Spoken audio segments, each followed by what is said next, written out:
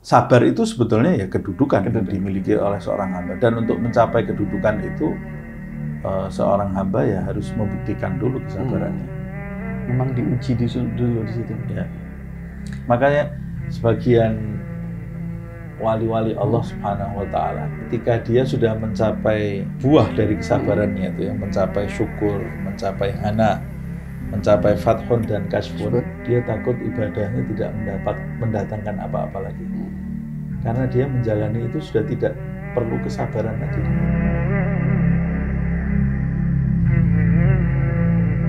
Tadi kan dijelaskan sama Habib bahwa sabar itu seperti hal yang pahit itu ya.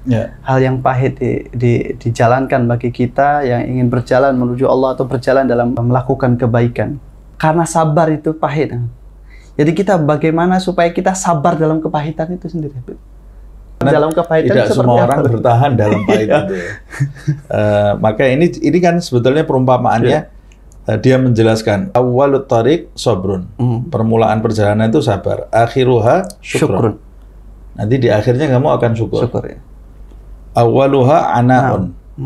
Sabar itu sabar dari apa? Dari rintangan. Dari rintangan. Jadi awal mula perjalanan itu menuju Allah itu rintangan. Wa akhiruha hanaun. Dan akhirnya adalah kebahagiaan. Awwaluha ta'abun wa nasabun. Awalnya itu susah dan sulit. Wa akhiruha fathun wa kashfun. Tapi nanti di ujungnya kamu akan mendapat pembukaan spiritual dari Allah dan penyingkapan spiritual yang tidak didapat oleh semua orang. Nah, dalam mendapatkan sesuatu yang mahal ini, ya kita harus sabar tadi itu. Dan pasti akan menemui rintangan-rintangan, kesulitan-kesulitan. Nah, pada saat itu kita diperlukan sabar dalam kondisi yang tidak nyaman itu. Yang kalau kita lihat orang lain yang tidak menjalani ini, ya hidupnya seperti enak gitu. Enak aja. Kita harus umpamanya lah, harus bangun sholat subuh di pagi hari. Sementara kita lihat orang yang tidak menjalani kehidupan seperti ini, ya menikmati tidur mimpi dengan AC dan bantalnya dan selimutnya itu. Tapi itu mungkin akan mengganggu kita. Tapi kalau kita bertahan, ya kita akan mendapatkan sesuatu yang orang itu tidak akan mendapatkannya. Nah, caranya supaya saya sabar, kembali ke bab yang lalu. Oke. Jadi sebenarnya setiap bab ada relevansinya itu ya. Ya. Kembali ke bab yang lalu. Yang bab yang lalu itu raja dan khauf. Itu ya sama seperti itu, anak kecil ketika dia tidak mau diperintahkan, ya harus ada raja dan khauf. Kadang-kadang dalam satu keadaan roja itu bermanfaat untuk memotivasi dia walaupun dalam keadaan yang tidak nyaman tadi ya.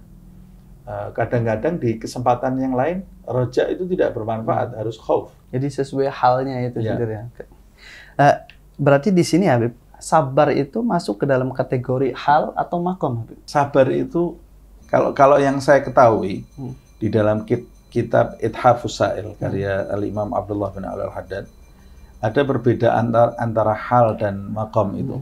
Hal itu kalau beliau mengatakan setiap hamba yang akan mencapai makom, dia harus melalui hal.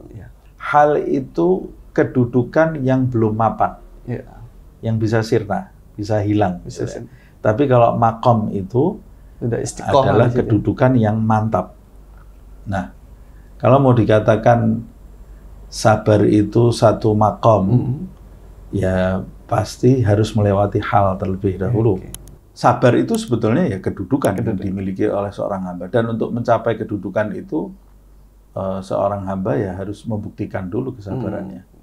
Memang diuji dulu di situ. Ya.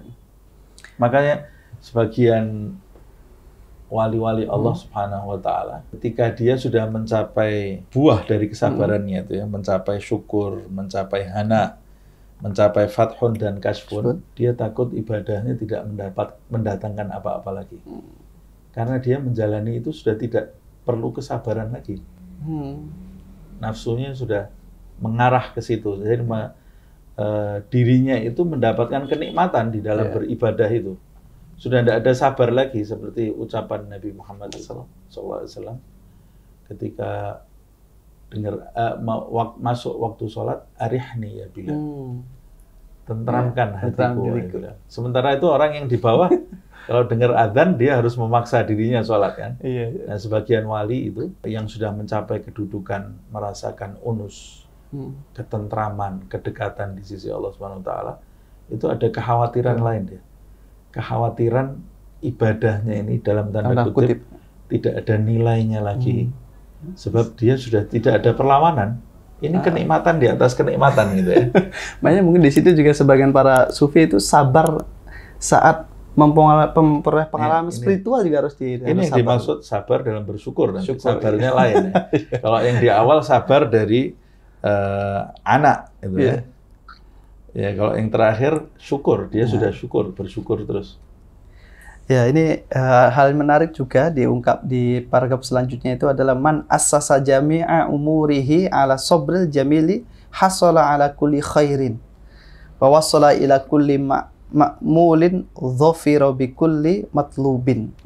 Jadi siapa yang melandasi segala kondisinya, segala aktivitasnya itu dengan kesabaran yang paripurna, yang baik, maka ia akan mendapatkan semua kebaikan. Jadi ini berarti sabar itu sebagaimana ungkapan Habib tadi adalah menjadi kunci untuk kesuksesan seorang. Betul. Siapapun itu adalah kuncinya di sabar. Nah, pertanyaan selanjutnya itu bagaimana Habib tips atau cara agar di setiap kondisi, setiap keadaan kita itu selalu muncul kesabaran itu Habib?